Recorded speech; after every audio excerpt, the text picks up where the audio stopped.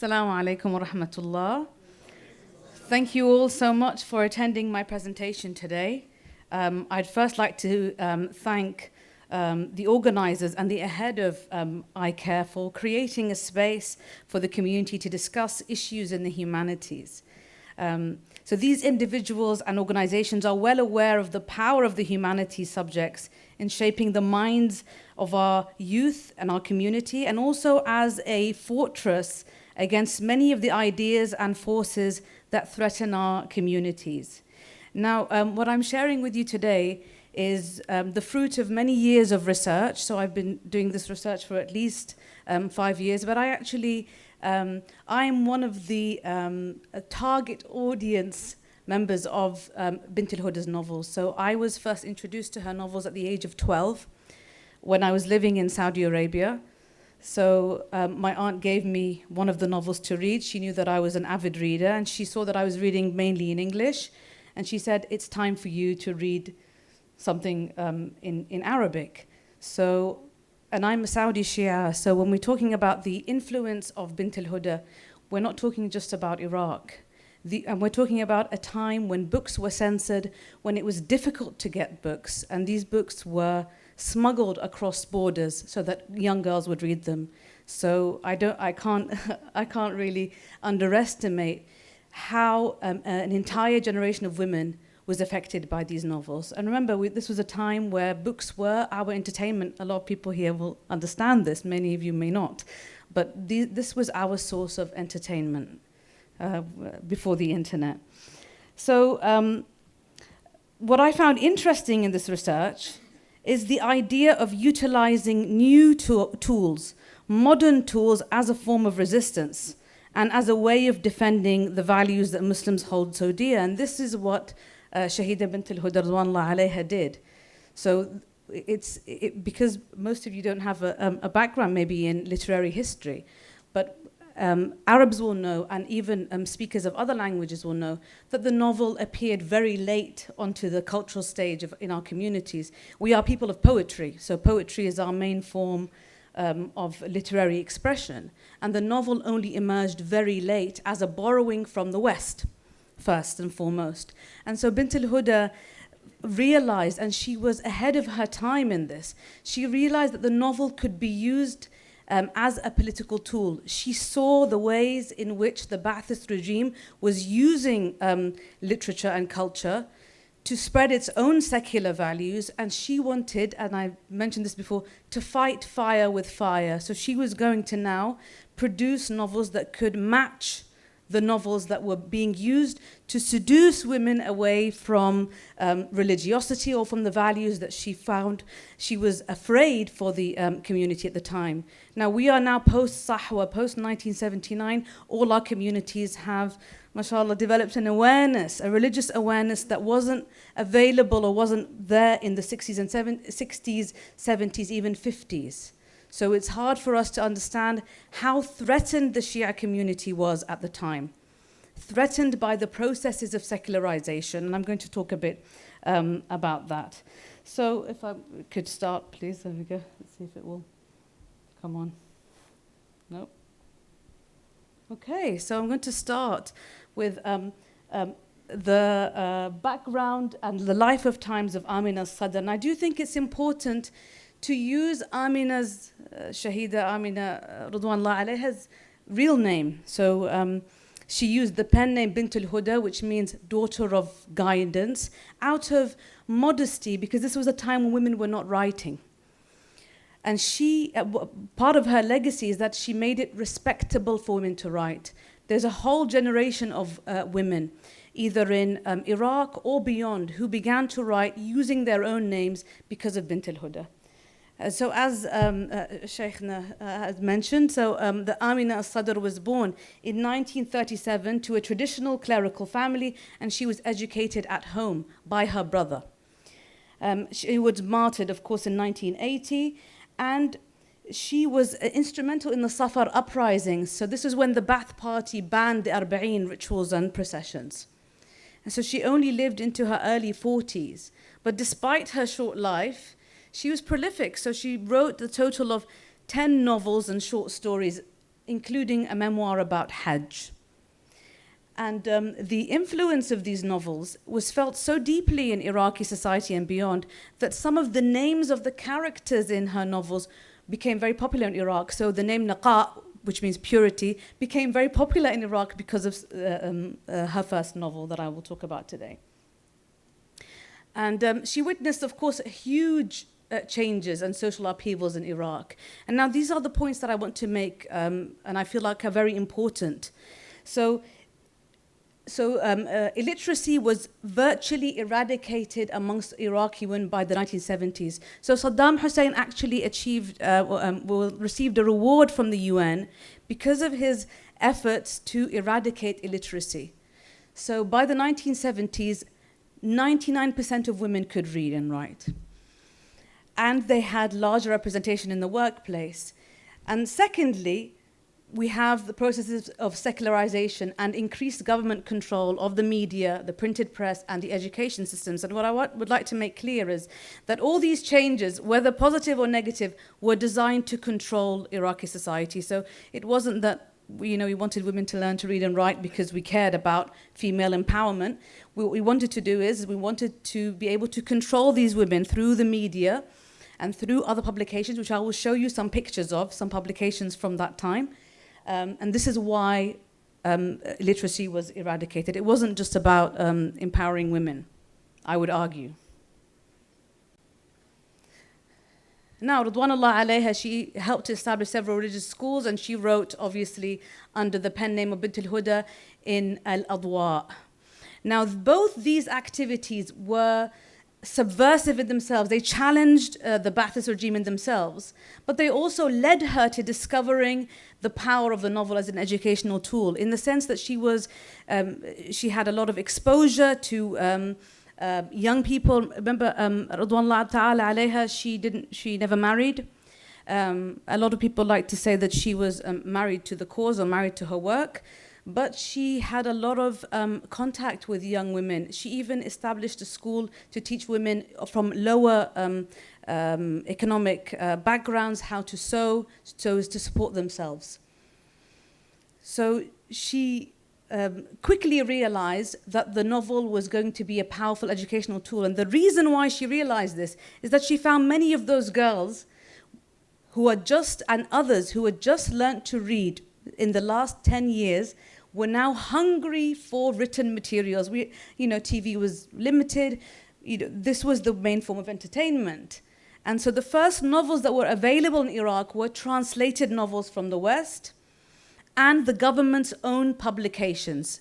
Some of them were specifically directed at women. I'm going to show you some of these publications so that you can have an idea of what did Bint al-Huda feel was so threatening to a conservative way of life.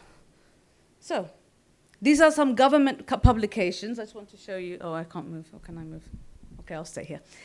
So the Ba'ath Party had a female wing called the General Federation of Iraqi Women. These women, during Muharram or during Arba'in, would infiltrate in the religious gatherings of women and would spread ideas like, we don't need to cover our hair, we don't need to do a hijab, you should all be going to work, you should all be contributing to the economy. And these were some of their publications. If you look in the top right, you can see this is Saddam Hussein meeting with some of these women, just there. So their publications obviously glorified the Ba'ath Party, and one of the ways in which they glorified the Ba'ath Party is that they said the Ba'ath Party had done for women what no other government before had done. That was their main point. So you can see it just up there. And then you can see as well, even visually, the type of women that were represented. You will never find a woman with a headscarf in any of these publications. So if you look here, I was interested in this article on the left-hand side, which is an article about the use of music in tarbiyah, in bringing up children. Now, remember, this is a time where obviously there were, religious communities that found this a very taboo subject. You cannot talk about music in this way. So this is a whole article that is intended to challenge the religious view of music by obviously borrowing ideas from the West that music is good for development. We won't get into that debate, but this is just to show you what kind of issues were causing contention at the time. Now, I would like you to look at the publication on the right in English, because this organization also published in English, because one of the main ways that the Ba'athist government wanted to improve its image abroad was to say that we are modern and westernized. So if you look at what is written next to the woman with the abba, and what it says there is that the abba is now virtually not worn in Iraq, that this is an old, dated, as part of the folklore of Iraq, so just part of the cultural heritage, and now it's no longer worn in Iraq. So I just wanted to give you an idea of what it was that pushed the Shahida Radwanullah alayha to write novels, and what did she write in them? She felt that this was obviously threatening to the Islamic values of the community. And these publications were being read by everyone, Shia, Sunni, it made no difference. I read even some of the names on these articles. There were a lot of women who were Shia who were writing in these. It wasn't just the Sunnis here or the Shi'is here. There were women from all sectors of society that were writing in these publications. So I'd like to now talk about Shahida Bint al-Huda's, Shahida Amin al-Sadr's first novel, which is called Virtue Prevails, Al-Fadila Tantasir, which was published in 1969. By her death in 1980, it was in its 6th edition. So it had been reprinted 6 times within a span of 11 years.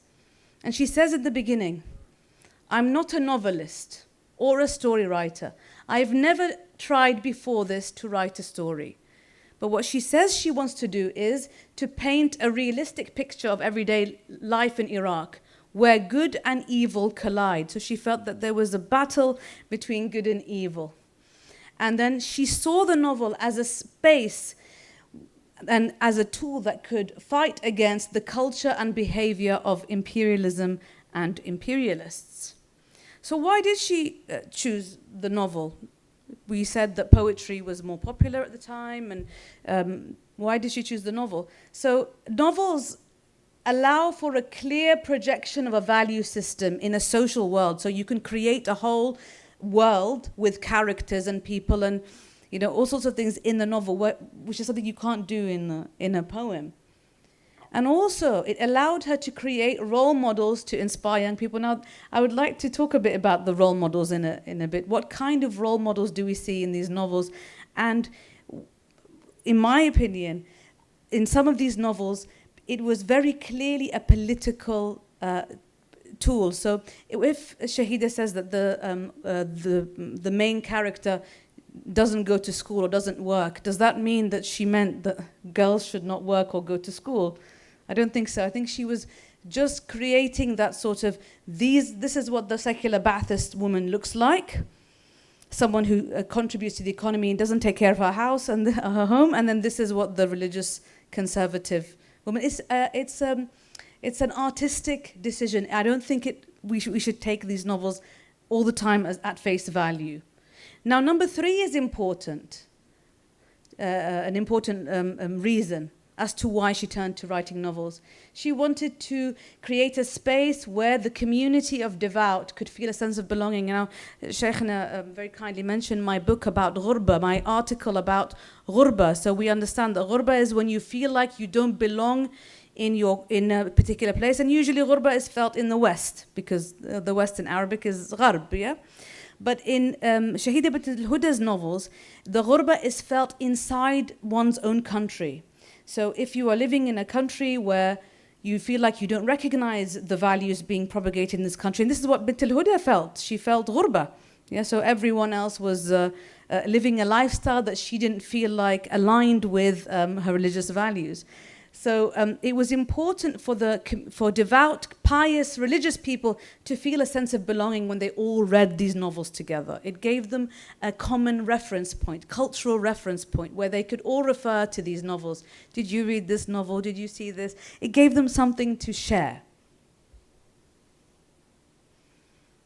Now, let's talk a bit about role models. What kind of female role models do we have in these novels? So usually, in these novels, we have one good, one bad, very clear cut good versus evil novels. And this is why, this is a question I always get from mothers. Should I tell my children to read these novels? Now, these novels have been translated very badly into English. I apologize to whoever was in charge of translating them. The value of these novels, the language is excellent Arabic, of course, but the values that are propagated in these novels that are very good and evil. I mean, we see a lot of this in American movies, very clear good and evil. There's no nuance. The good person can be a little bit bad, no, we don't see this. This is quite similar what we're seeing here. So, for example, in her first novel, the main character is a mature 16-year-old. Her name is Naqa, purity, as we said. And she's engaged to a man called Ibrahim, so engaged at a very young age. And the antagonist, the bad example of a woman, is her cousin from her mother's side, who is called Su'ad.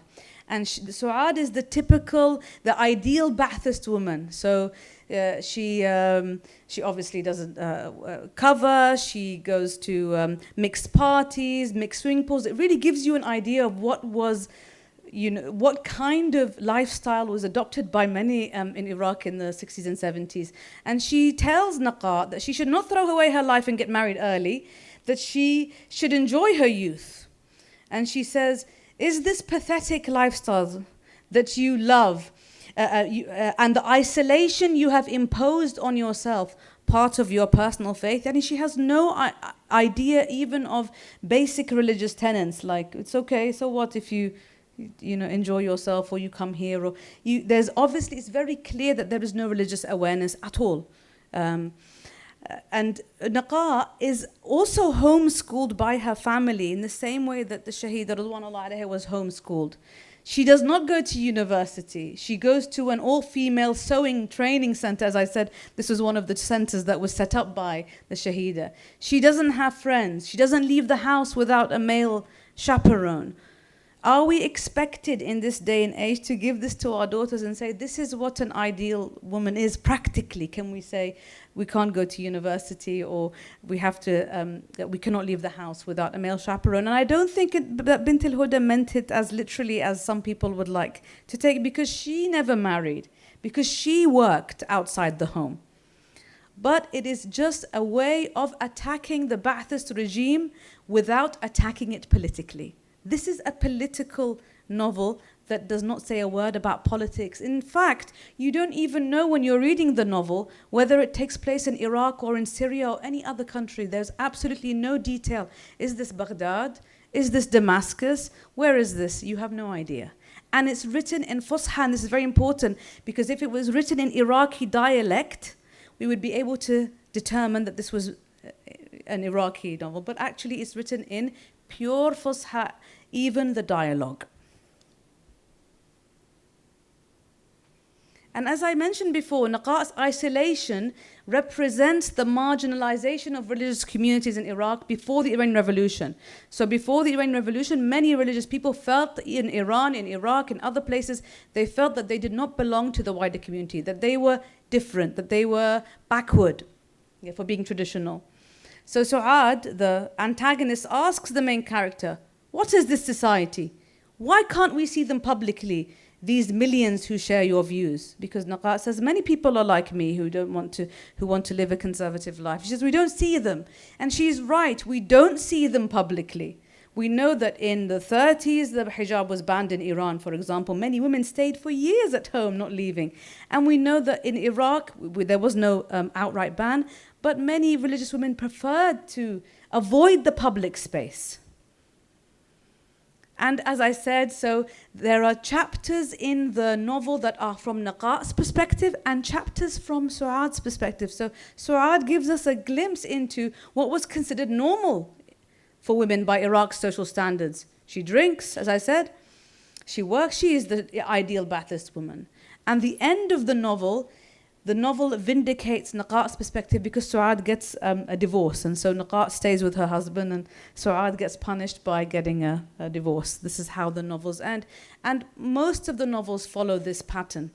And the novels that came after these followed the pattern. So many novelists, maybe you don't know them, but there was a very famous Kuwaiti Iraqi author called Khawla al-Qazwini, also very famous. I mentioned them in my book. All the other women who came after Shahida Bint al-Huda and who used the same ideas and did them in a way that was, I still think she did it better than them, but I mean they reused the same storyline. It's always good versus bad, and then good triumphs over evil, which it's not bad in itself, but sometimes if you read them all, it becomes, you can predict them. Remember, these are supposed to be entertainment for our young.